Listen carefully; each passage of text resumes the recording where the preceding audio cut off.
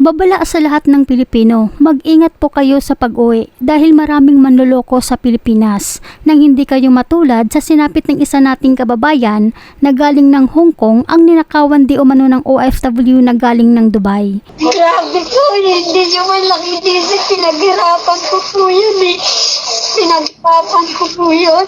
Inilabas ito ni Kaagapay Kabong Concha para makapag-ingat po ang lahat dahil talamak na ang galawon ng mga kawatan mapasaloob man ito ng naiya o sa labas. Kaya't muling nagpaalala ang kaagapay ng mga OFWs Kabong Concha na wag po kayong magtitiwala sa kahit kanino sa airport, lalong-lalo na kung di mo kilala ang isang tao, kahit na kapwa nyo pa OFW. Gaya nitong isa nating kababayan na kinilalang si Linilin Labtang, isang overseas Filipino worker mula sa Hong Kong, ang nabiktima ng budol-budol sa Ninoy Aquino International Airport Terminal 3. Natangay ang kanyang packbag na naglalaman ng mga mamahaling cellphone, alahas, pera, passbook at passport at iba pang mahahalagang dokumento ang nakuha sa kanya dahil sa nabudol umano siya ng isang babae na nagpakilalang isang OFW sa Dubai na umano'y sumabay sa kanya sa sakayan papuntang Santa Cruz, Manila. Pero bago tayo magpatuloy, huwag kalimutan i-like, share, subscribe at pahit na rin ang kampana for more upcoming videos. Salamat! Sumabay ka sa kanya, hindi mo inisip na hindi mo kilala yung tao. Opo, hindi po talaga as in hindi ko po alam. Kaya mas mabuti mga kababayan kapag nasa airport na kayo, isang tanong isang sagot lang kung may magtatanong sa inyo. Tapos talikuran nyo na kaagad. Huwag na kayong makipag-usap ng matagal kasi kadalasan dyan po nakukuha ang loob nyo at ma-hypnotize na kayo. Kaya di nyo na alam na bigla na lang kayong naging sunod-sunuran. Gaya nitong sinabi ni Kabayan na di niya alam kung bakit siya sumabay sa taong hindi niya kilala. Totoo po ang budol. Marami na sa mga OFWs ang nabiktima nitong budol. Ang iba pa nga ay nagfarapitol po in aksyon. Kaya maging aral po sa inyo itong naging karanasan ni Kabayan.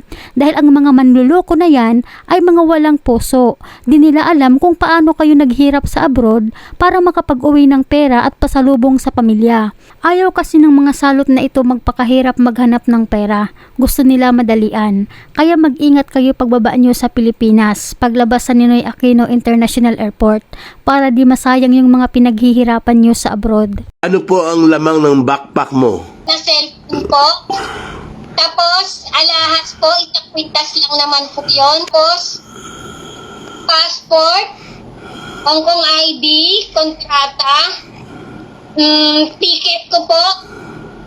Tapos, yung ano po, yung visa ko po, debit card po. Nandun po lahat eh. May pera?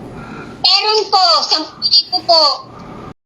Ayon pa kay Kabayan, ang bawat isa umanong cellphone ay nagkakahalaga ng 15,000, 13,000 at 560 Hong Kong dollar at ang alahas naman ay nagkakahalaga umano ng 17,000 at ang cash na pera ay 10,000 pesos. Kung pagsasamahin, halos umabot ng 60,000 pesos ang natangay sa kanya at ang nakakalungkot pa, ang ticket, visa at passport na gagamitin niya pabalik ng Hong Kong ngayong darating na Huwebes ay kasama sa pak na tinangay ng magnanakaw.